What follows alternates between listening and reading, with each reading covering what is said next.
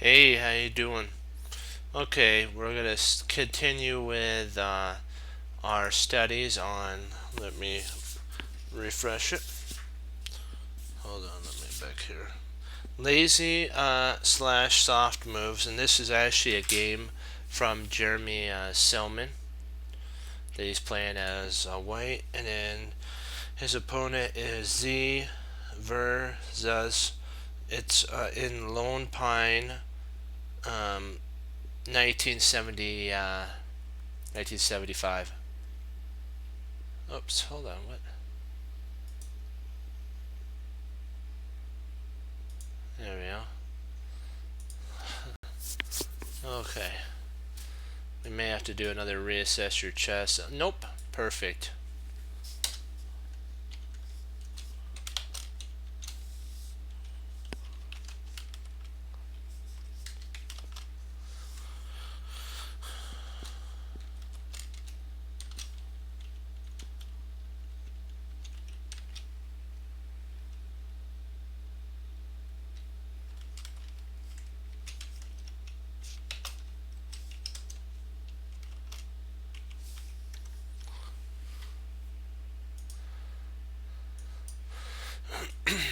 Okay, let me get a drink here.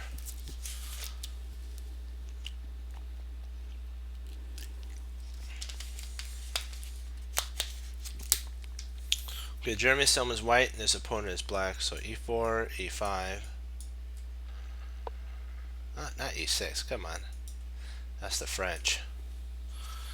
Oh, my apology. It's c5, so the gentleman's going through a Sicilian.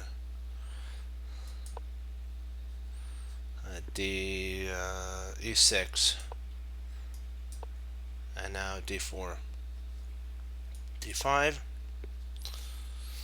And then Jeremy Selman goes e5 here. So it's a French advanced variation. It's a transposed French advanced variation. Knight c6. Knight f3. So this is actually an advanced b6. So this is the old main line. There's this line here, bishop d7. That's a pretty good prophylactic idea.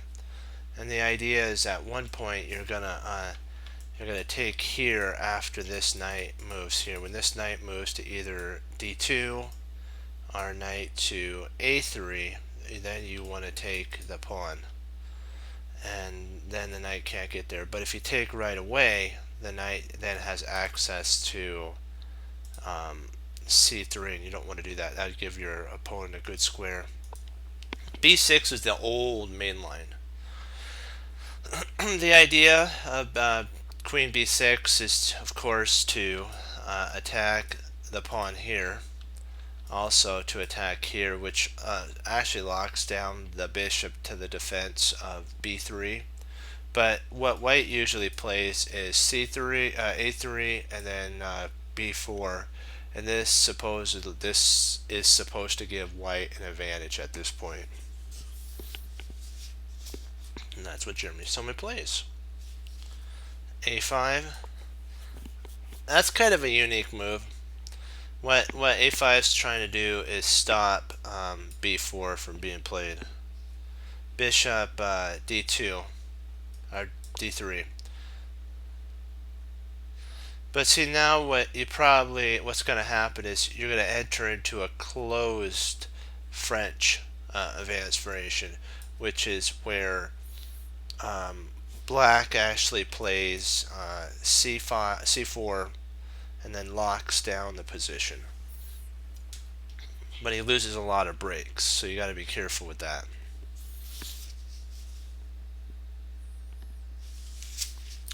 So bishop d7. Castles by Jeremy.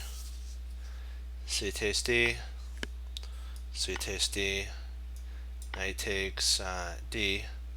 So now he can play that. If, let's say, this were to happen, let's say that instead of that, the knight played here, and then he castled. This takes here, here, and here, and then here and here is a mistake because of this move here.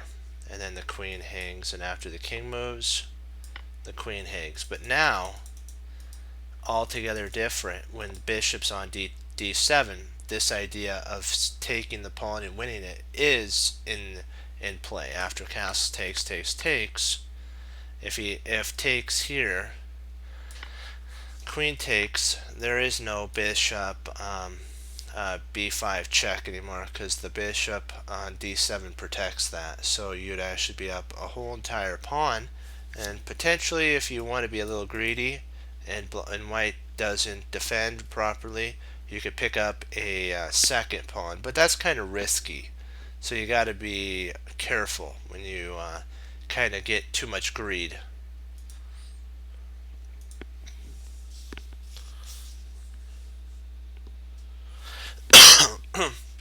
Oh, we did do that, so we are on the right track. Knight c3. And Jeremy Silman went back to b6. See, you can grab this pawn, but it's a little, like I said, a little risky to do that, because now the queen could come out to f3 and then bishop, and you could in theory almost be lost here.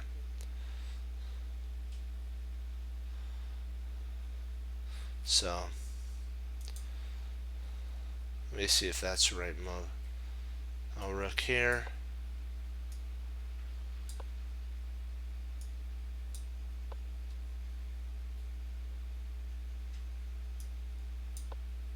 Yeah, so it's still slightly better for white. I mean, on this queen g4. The good thing that he didn't move is dark squared bishop, let's just say. h5, that attacks the queen. Queen f4. a4. This locks down the pawn now.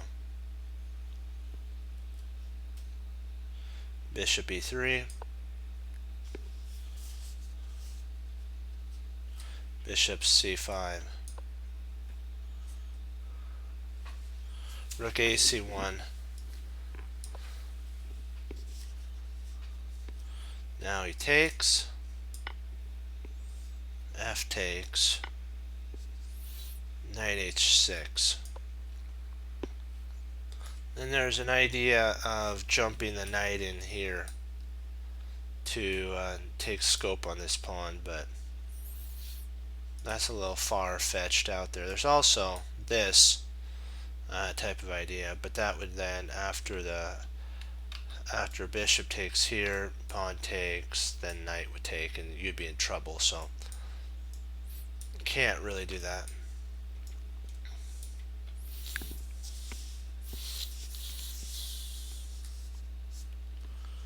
King h1.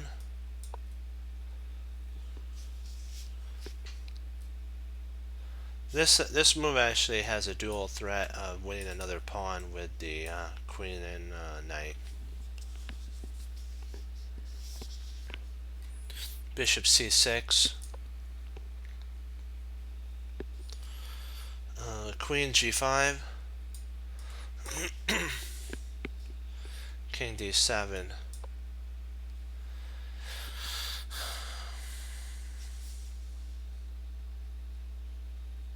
And then e4 exclam at this point.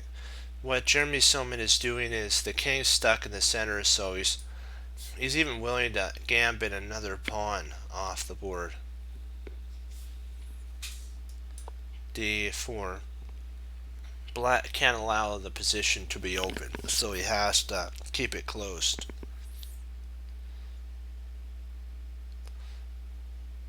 And then there's this double exclam move. We'll see if you can spot the double exclam move for white.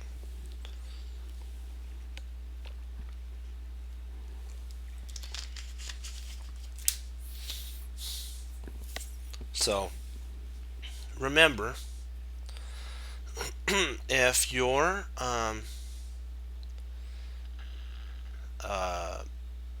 watching this on a recording, then stop it here and see if you can spot the double exclam. and then you can join us again if you'd like, or you can just leave it running and watch us continue to move. And if you spotted this move, knight d5 double exclam, you are spot on. That's a brilliant move. Brilliant, brilliant. Queen d5, d8. The idea is, of course, if takes is here, what you're gonna basically do is play this move here. You could play there, and then after takes, you take here, and then what happens is you have to be prepared that if that's played, then there. So let me see, what would I have to make sure what if he takes here, what is the best move? So I was right. It was this.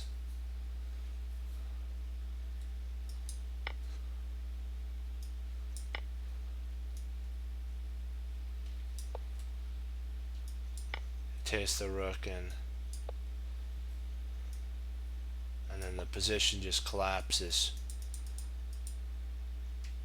So the king has to come in, and then you take here, and if the bishop takes,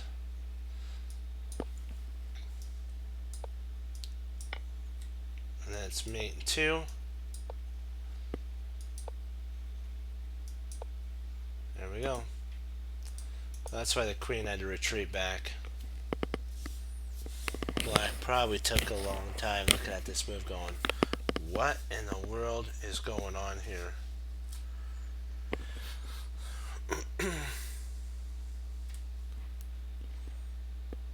Queen takes g7. Now he's got the pawn back. E takes d. E takes d. Bishop takes d.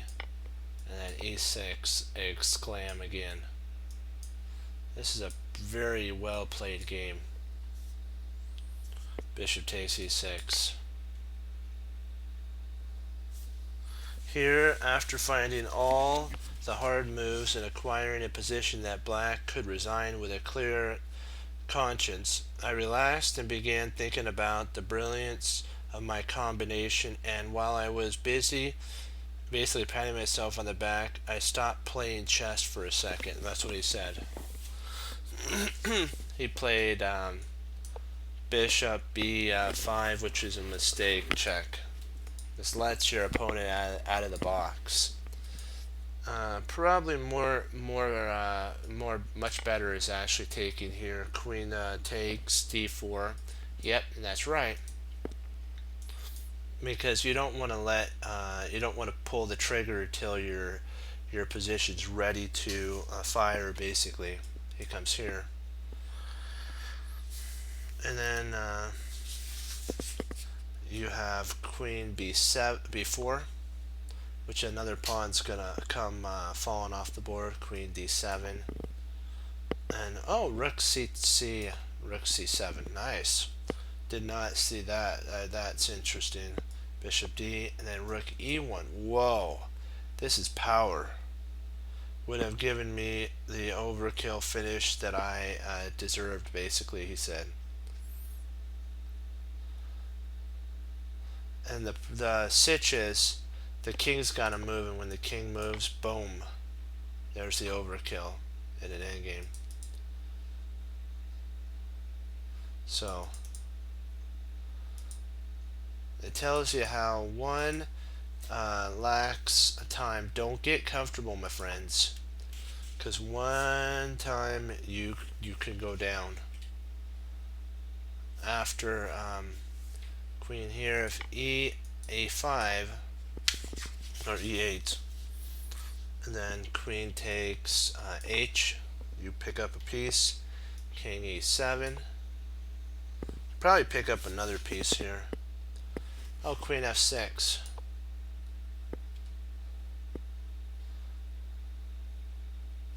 And if king there, check, bishop, you'd want to bring the other rook over.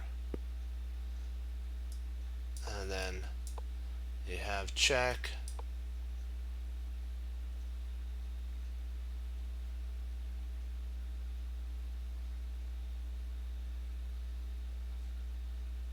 Did we blow our checkmate?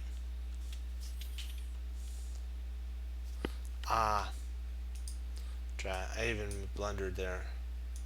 Better was actually removing this. And here,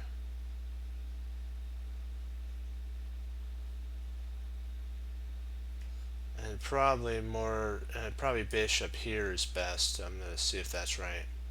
Oh wow, okay, pounding right on in. And then if king takes,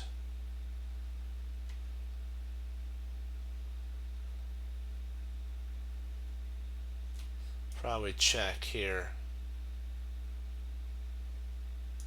Here would be mate.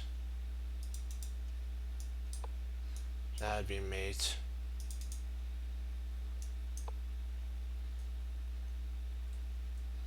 Check.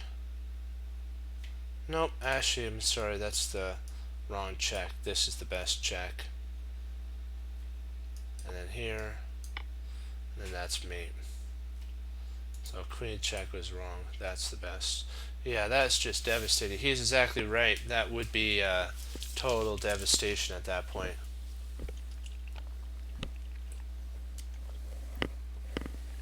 Excuse me. That was just some good water there. Okay, king e7. Queen f6.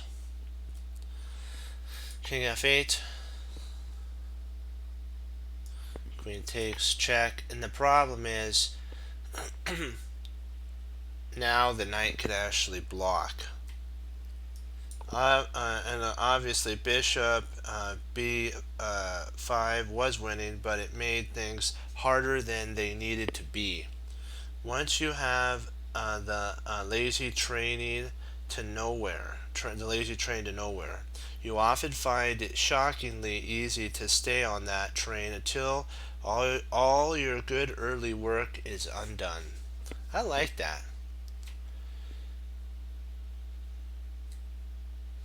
And then rook c to a1 is actually was the best. He played again another mistake here. This move here, rook c to e1, picks up a piece with the threat of rook takes e6 crushing. Other winners were queen takes h5 as well, and then bishop c4 is also a winning combination. I know what you're thinking. Wait, what about that? Doesn't that win a piece? Well,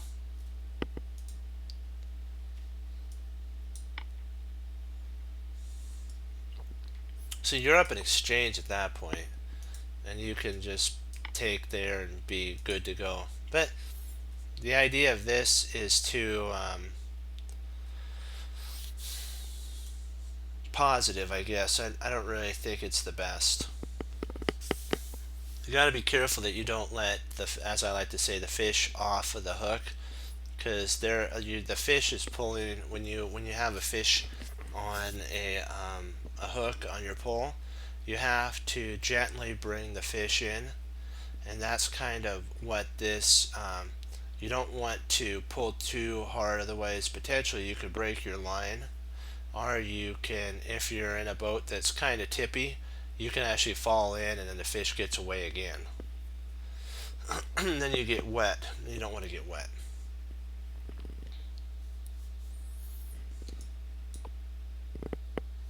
Queen takes d4. Rook d8. Suddenly black has a bit of activity. His game is still lost, but now white had to put some work into it, which I was clearly not prepared to do.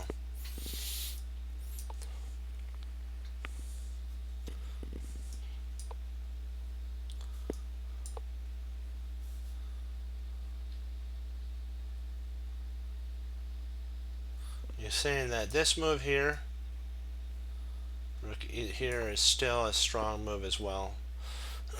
Because even after this, you have that power move that could be played, and so you're not. They can't really win.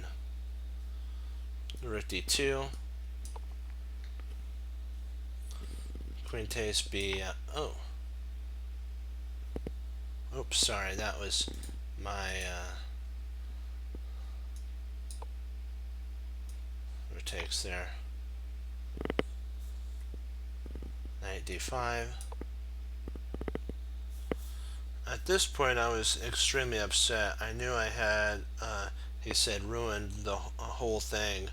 While white is still winning, I couldn't get back on track, and so bishop b8 check, king g7, and queen to g3 was double question mark blunder. Rook g1 was still winning. Rook g1. But I couldn't bring myself to play such a defensive move. Wasn't I mating him a few moves ago? Here's what in the book of Chess Psychology, Angus, Angus, space Dunnington, in his book Chess Psychology, had to say about the kind of situation when when something smells really good, the game smells really good. What that means is the game is going really good for you. You feel like, like when you have something cooking, it smells really good. Then you're thinking, if I leave it in there just a little bit longer, it'll be even better. And then you get that smell of burn. Ugh, that's not good. It could turn sour, and we tend to dwell on whether we might have gone wrong, or we simply look down on the area of the board where the opponent had just turned the tables and see only those enemy pieces that have done or are about to do the damage to us. So that's kind of like if you want to think of if you're cooking a chicken and it smells really good, you know how you get that, and then you have it's like on the barbecue and you put some sauce on it, and then you turn it smells really good, but then you go and do something else and then you forget about it, and then you're like, oh no, I smell something smoking. That's kind of what happened to this position when this move was played here. And sometimes it's hard to get right back on that train. And then knight e3.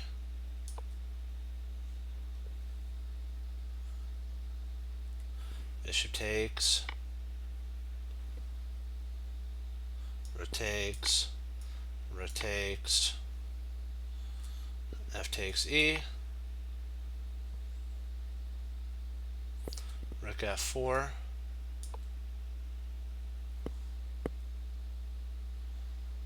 Rook takes b.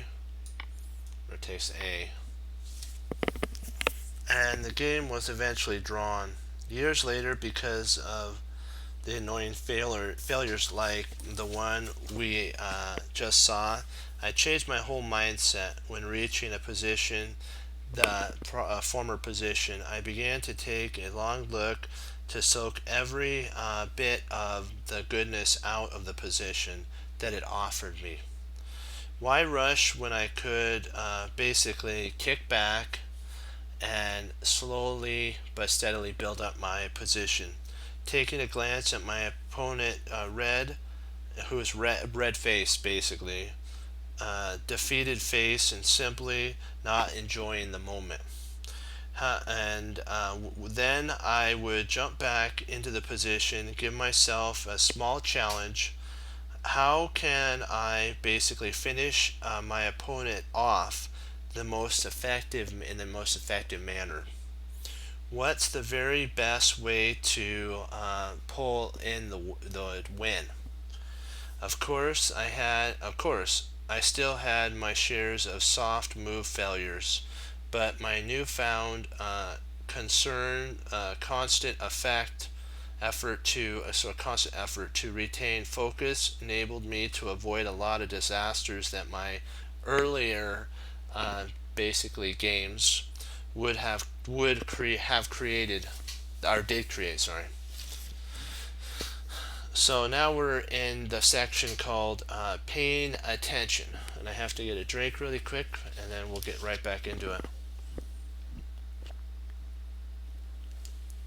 Anyways, I like how he always starts with a kind of a summary or an intro to each one of these. And this is kind of the intro before we start a game that Jeremy Silman played. It's actually, I think, a year before. Yeah, it was a year before. In my teens and my early 20s, one of my biggest failing as a player was the quick move, making moves too fast. When it was my turn, I did often just make blast out the moves on some squares. Usually planned a few moves before and expected it to make my position really good. I availably basically he envisioned the move was either soft or not really giving the position what it needed. That's what he visualized, or a downright blunder. Yet I wasn't aware of this habit until I guess he faced a player called Dennis Waterman, a very strong master. Told me that he watched this game, so he must not. Maybe he did play him, but he was a very strong master, Dennis Waterman. He watched my game for quite a while and noticed that most of my losses were due to this illness. That one bit of insight made a big difference. I would say that one bit of insight made a big difference in my subsequential results. Though I continued to suffer the occasional relapse right up to the end of my career. Here's a game while Waterman basically took the game and showed him where he had the problem of not paying attention and being impatient. So we have to pull up another chapter. So let's do it. This is Jeremy Silman again.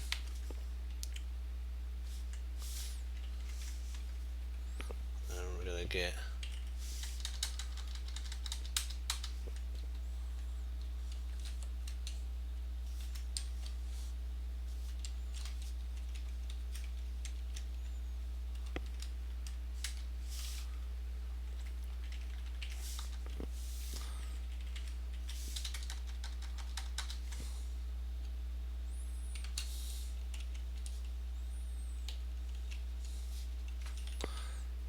let me make sure.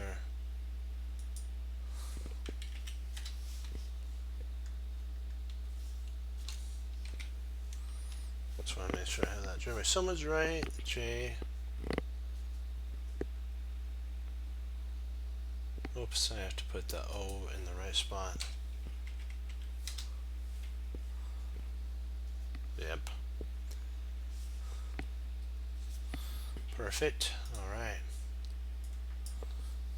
So E4, C5. So another Sicilian. Knight F3. D6. D4. C takes D4. Knight takes D4. And then Knight F6. Knight C3. Knight C6. Bishop G5. E6. Queen D2. A6. Castle queenside. Bishop D7. And then F4. H6. bishop there, H, rook. What did I miss something here? What did I miss? Hold on. Uh-oh, on move 8.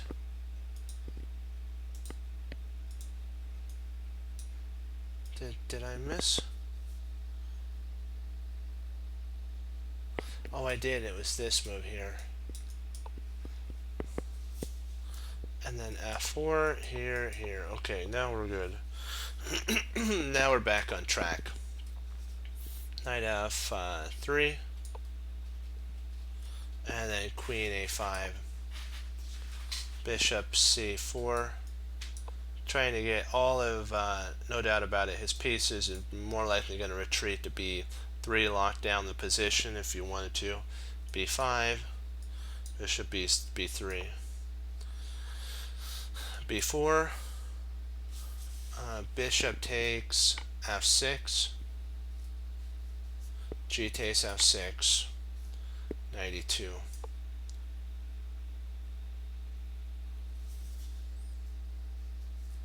And then Queen B6. F5, and this is, he's trying to lever open the center. The king's still stuck there. Knight A5. Knight F4. B takes, A takes, and then H5. King B1, 2. This is more of a prophylactic move, stopping any potential infiltration down here. That stops all that.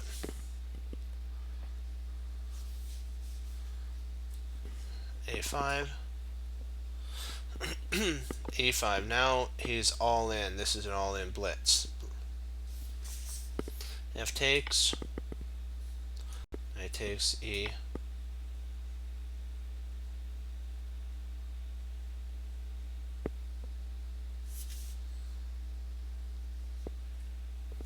Just want to make sure I have this right.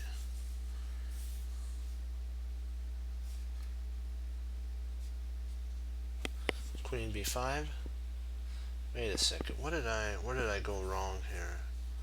Did I do something wrong? Let me see. Hold on.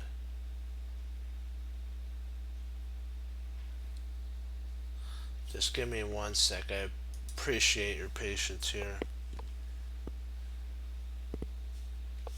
And F4, so that's good. Takes A, H5, that's still good. B1, A5, A5, F takes, Knight takes.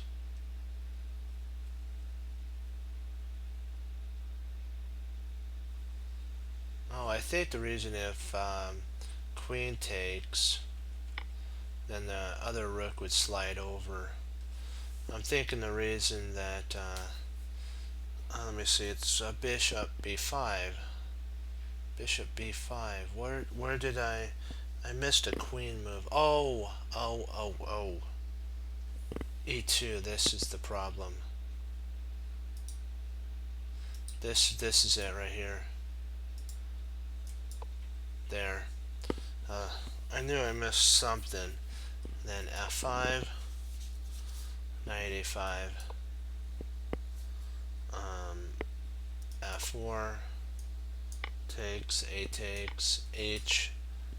And then King B1, because he doesn't want the queen infiltrated in. There we go. And then A5.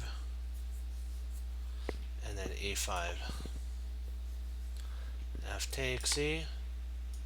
Knight takes, and so the pawn can't take. Bishop B5. Knight takes F7. King takes F7. And then he takes there. 3 pawns for the piece. King E8 again. Knight D5 with the idea of coming in and trying to go for a mate, basically, and bringing everything in. Queen C5 here. Queen G5. He's almost got checkmate with queen here, king over, or maybe knight here. If king over, then knight comes back, and you could potentially pick up the queen. So queen took a c2, king here. I only had 2 legal moves, but both seemed more than adequate, so I quickly tossed out one and waited for my opponent to resign. See, this move here is actually a mistake, double question mark mistake. What surprisingly, the move that's the strongest is queen a1.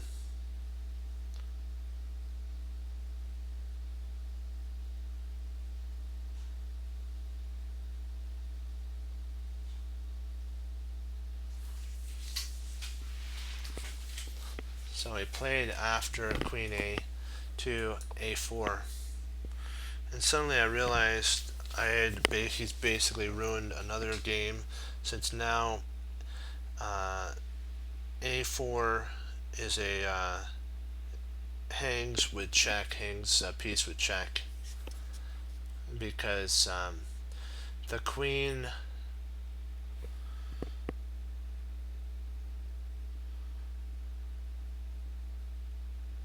b3 pawn is hanging with this move. Draw was agreed after a4. Knight to h6. If that was played, king d8, and then king d5. Of course, king a1 threatened back here after king a1, threatened rook c1, and would have won on the spot, since a4 at this point really does nothing, because you can play rook c1, and it's game, set, and match at this point. Would have won on the spot, because if he plays there, then that's checkmate. So it would have lost the queen. Tells you, be patient, my friends. Be really patient.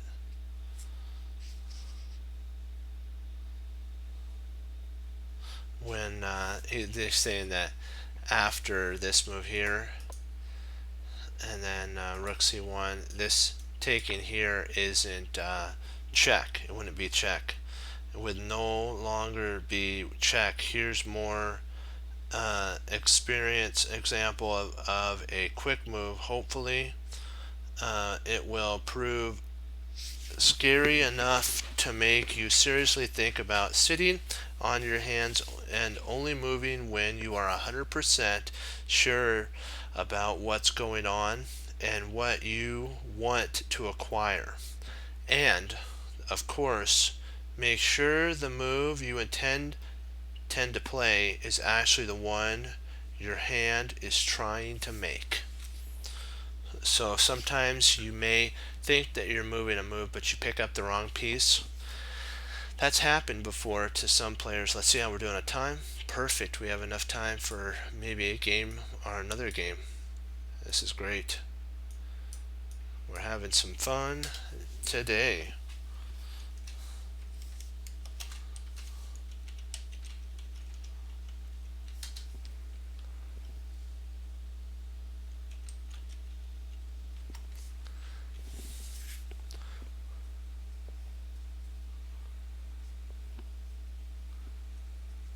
Okay.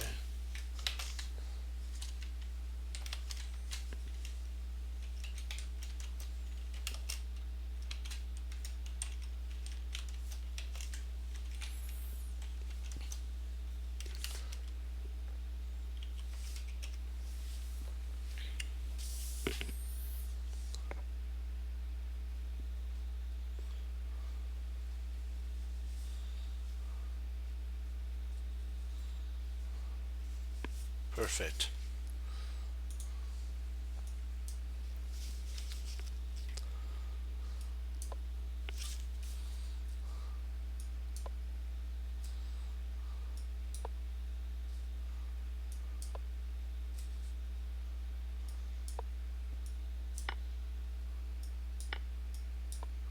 the Sicilian, open Sicilian.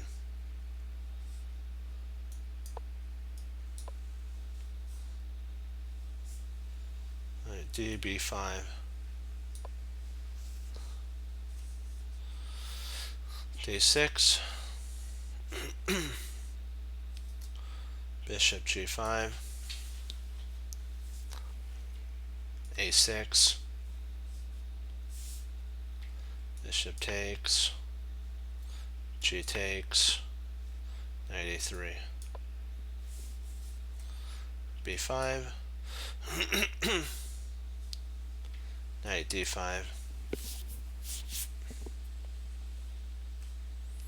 Bishop G7. C3. So this allows, stops the pawn, also allows the knight to reroute in. Knight E7. Knight C2. Knight takes, and then queen takes, because we want this pawn to stay there. We want to keep a bind on the position.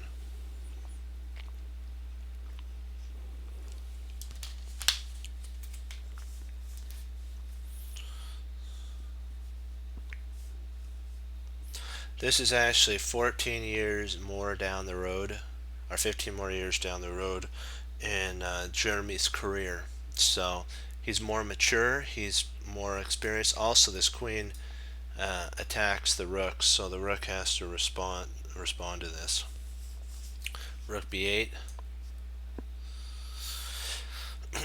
Knight E3. Now this move here doesn't basically work, because the knight can come in, and then if the bishop takes, the pawn would take, and you're up a whole pawn at that point. So it's not a good move.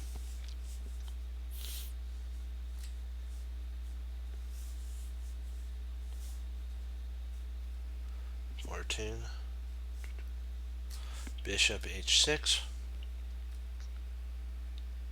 Bishop D3. Bishop takes. Queen takes. Queen B6. Queen F3. This, we're trying to go after that. That's a weak pawn now. King H7. That's the only piece that can defend it. Bishop D3. Rook G8. H3, and then maybe we have a potential G4 to be played. Bishop E6. Castle's interesting. Rook G6, trying to double. King H2. Rook BG8. Rook G1.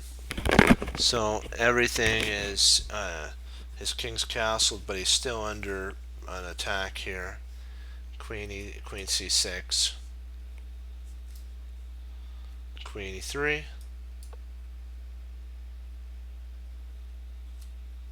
F5.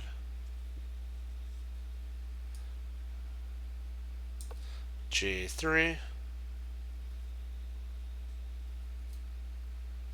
This would actually be a mistake here, by the way. If you're thinking that, it's a double question mark blunder because of this move here.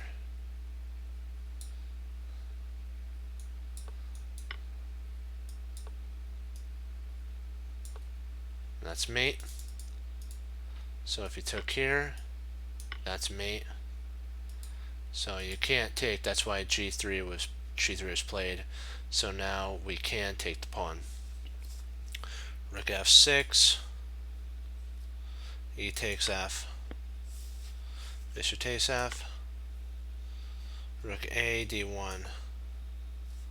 Bishop takes D3. Rook takes D3 here. And then he's going to try to bring another rook over. Queen C5 here. Queen takes, and then D takes, C5. Now a lot of probably Jeremy Silman's worries all over because of his weakness is all gone now. Except he does have this weakness. So then King G2, and everything should be right as rain, because next he'll double up G8D1 and he'll be fine. I hadn't expected any serious problems in this game, and now intended to, oh, he wanted to play rook, intended his opponent to play rook d6.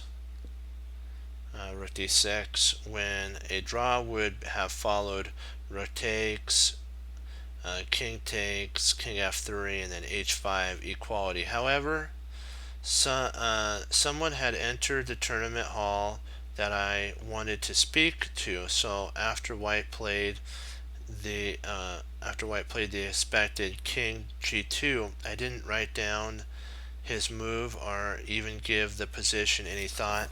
I reached out for rook f6, and it turned blitz fashion.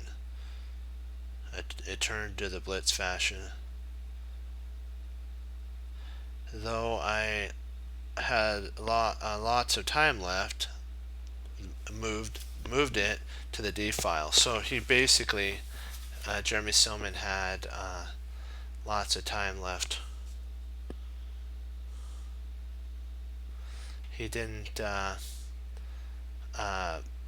realize that his opponent had actually moved.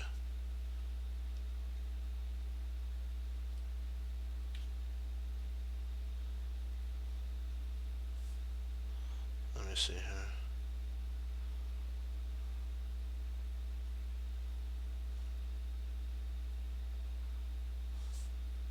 Oh, we played this move. Sorry about that. Wanted to make sure. Jeremy Silman is black here. This double question mark blunder. And as I left this let this rook go, it suddenly struck me that I had grabbed the wrong rook.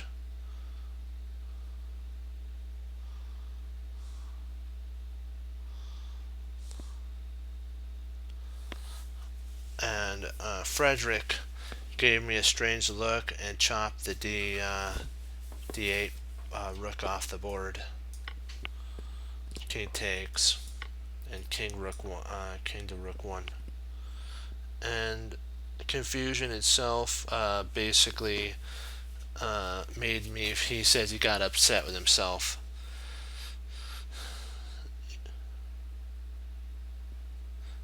You got to pay attention. It's small wonder that I didn't put up resistance at all and went down quickly. He didn't pay attention here, so this tells us something, my friends. We got to pay attention. Rook d5.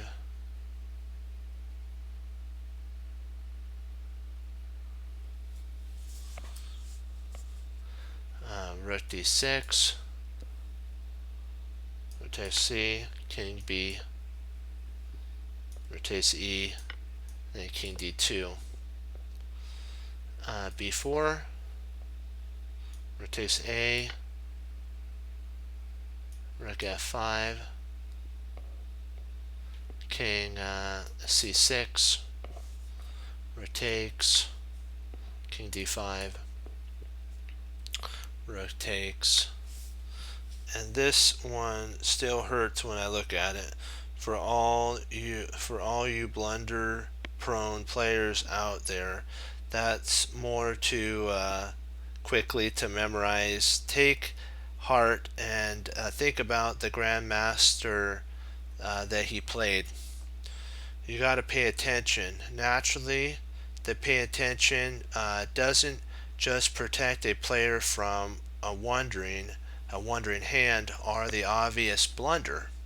It also helps you see tricks that might have easily gone unnoticed in the position. So let's see how we're doing here. I think we'll probably, let me see here. Oh, perfect. We'll do, this is the last game here, and then we have a summary, and we'll start another section. That'll be great. So let's set up the position. Oops, so we actually have to set this one up. Sweet, sorry about the moving the board around there. We're doing good. Okay.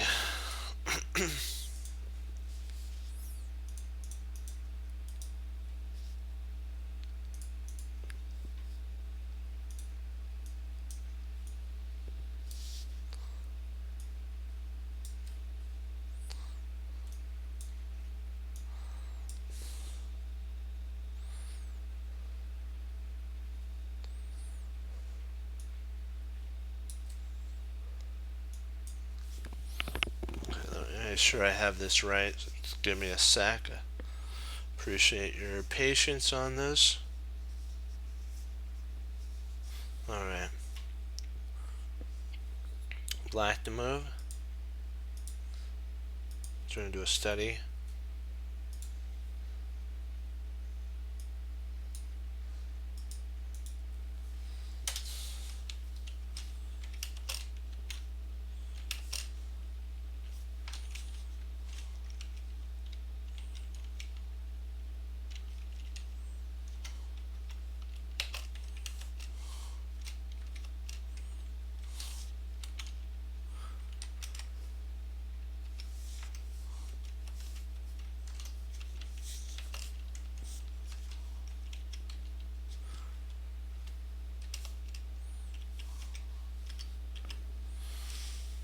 Let me make sure I have this right.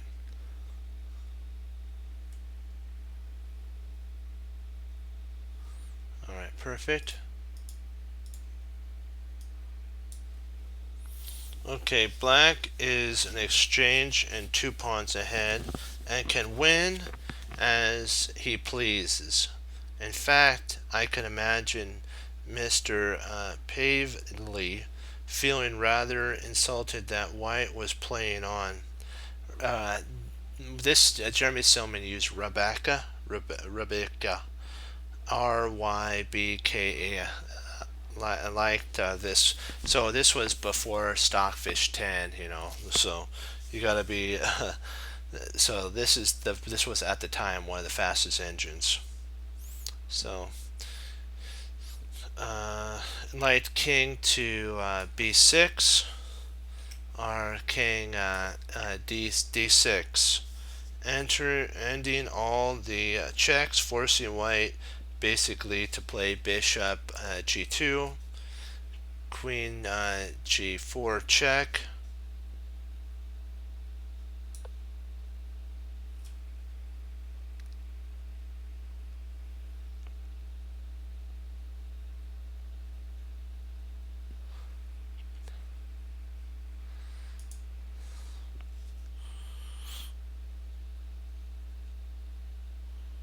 Uh-oh, my bad. It wasn't this move. It was if king g2, queen takes g5. Or maybe, was it that? It might have been. It might be this move. And oh yeah, I see why. Because then after takes, king takes, there's no way to really stop this, because then you just snap that off. So you can't play that. And if you try to stop it via this, it's too late. Okay, makes sense.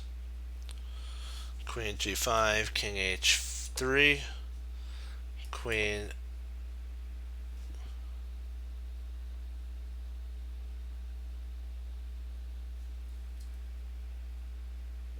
oops, bishop, takes there, which is downright basically humiliating. A human tends to like more forcing continuation, so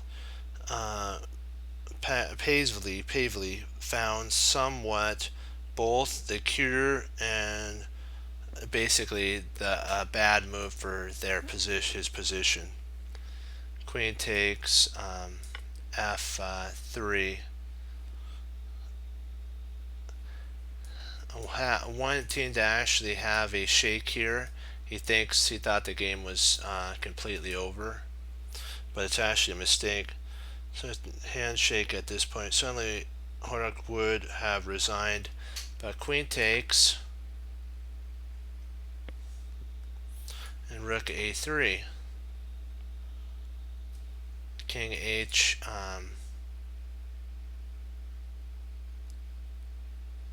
h4, exclam.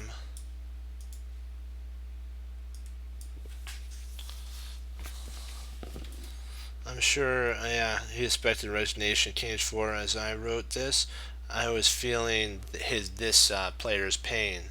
Two moves earlier, with so many pieces and pawns on the board, Pavely never imagined that a stalemate would be possible here. And after rook takes f3, it's stalemate.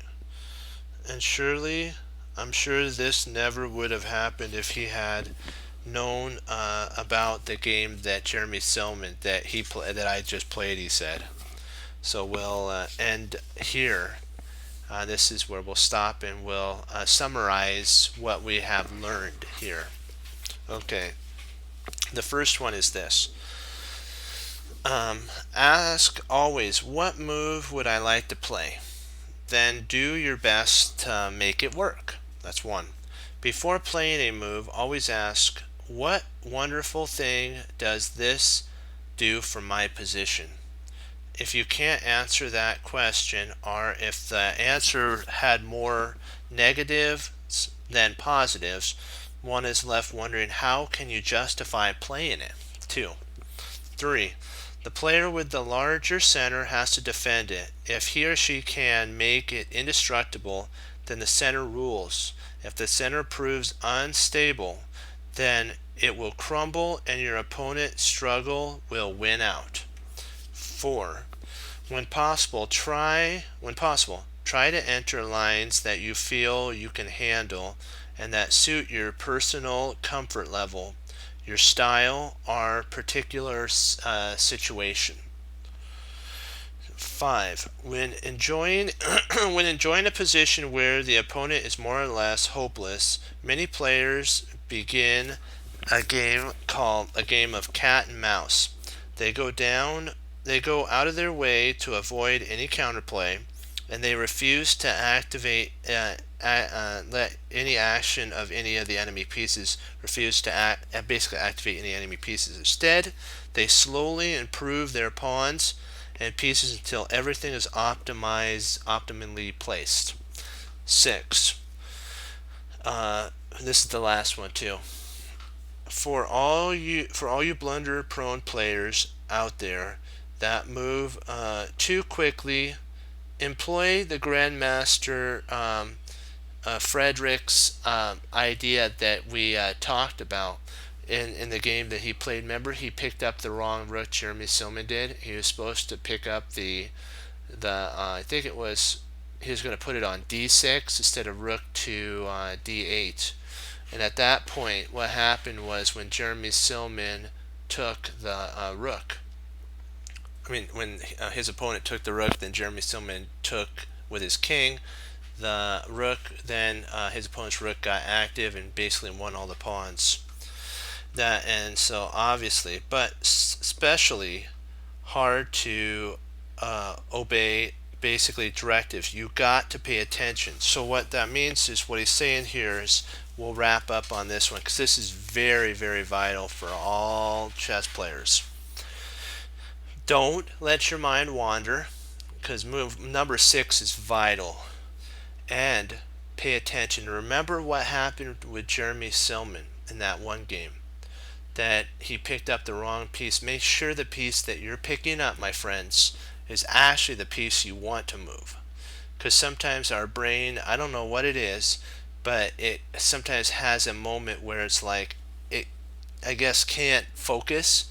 So what you have to do, even if you're winning and you have a mate in, let's say 7, let's say you have 30 minutes on the clock, okay? Our mate, we'll just say mate 3 just to be kind of, thing. You get up for a second. Doesn't matter, even if you're really excited, you want to finish it off. Just get up for a second, go get some water. This is just some advice from me to helping you. And then refocus down and make sure you're paying attention and make sure it's a mate 3. And if it is, then play the move sequence and win. Or your opponent may resign first, then the mate doesn't happen. But if it does, play the move. But make sure, pay attention. That's what Jeremy Silma is trying to say. Okay. Alrighty, we'll stop here and pick up tomorrow. The next section is we're going to be doing weak pawns, weakened pawns. And so we're going to find out how that works. All right. So we're going to call it on this. Wanted to thank you for logging on, participating, staying with me through this. I know there's a lot of reading. I was looking down, probably not looking up a lot, but I wanted to make sure that I had the right combinations and that I was teaching you properly. Because one thing that I found that me and my teacher always did, was we talked a lot and we went over a lot of games. We went over a lot of books. We learned a whole bunch, and sometimes he looked down and looked at some of the books and stuff, and it was to make sure that it was properly wrote out. And that's what we're trying to say here. It's what Bruce Lee's saying about taking what you know and being able to apply it and be willing to do something with it. So pay attention.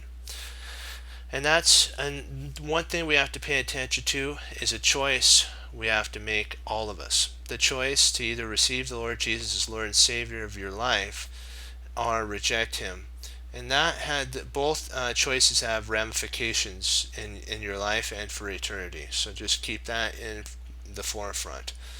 But in the end, it comes down to the motto that Team Chest Cruncher we live by is we hang up our coats, we hang up our hats, we sit down and study when most won't. Team Chest Cruncher does, and that makes all the difference. And as Wesley So says through the Lord Jesus, as I say, God bless, and I'll see you next time on Chest Cruncher TV.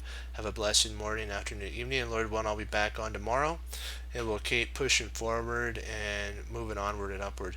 Now we see what Hannibal Smith said about even inside of a random position, there's always a plan. And when you find it, you can see how the plan comes together. But you have to be patient and work through that random position and not move till you see it. Like in Searching for Bobby Fischer, don't move till you see it. Okay, 2 thumbs up, hoorah, be blessed. And I will see you tomorrow. Bye bye, Team Chest Cruncher. Hoorah.